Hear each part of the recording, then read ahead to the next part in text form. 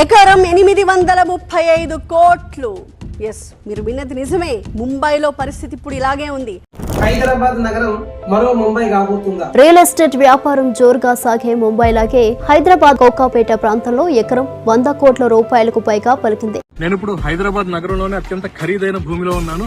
ఖరీదంటే అలా ఇలా కాదు, నేను నుంచున్న ఈ ప్రదేశం అక్షరాల 1 ఎకరం 177 కోట్ల రూపాయలకి ప్రభుత్వమే స్వయంగా అమ్మింది. ముంబైలో సామాన్యుడు ప్లాట్ కొనాలంటే కలలో కూడా కొనే పరిస్థితి లేదు. మొన్న కోకాపేటలో 100 కోట్ల ఎకరం.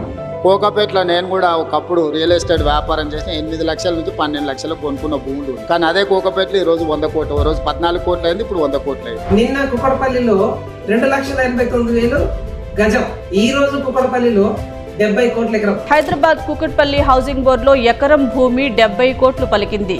రేపు మీరున్న ఇంటి దగ్గర 50 కోట్ల ఎకరం. నెక్స్ట్ డే ఈ ఏరియా పనికి రాదు, డెవలప్ కాదు, ఇక్కడ ప్లాట్ కొనాల్సిన అవసరం లేదన్న దగ్గర 30 కోట్ల ఎకరం. కూకట్పల్లి ఎక్కడ కూకట్పల్లి, అమీర్పేట్, ఈఎస్ఐ, ఎర్రగడ్డ మధ్యలో అడవి, ఎక్కడో కూకట్పల్లి.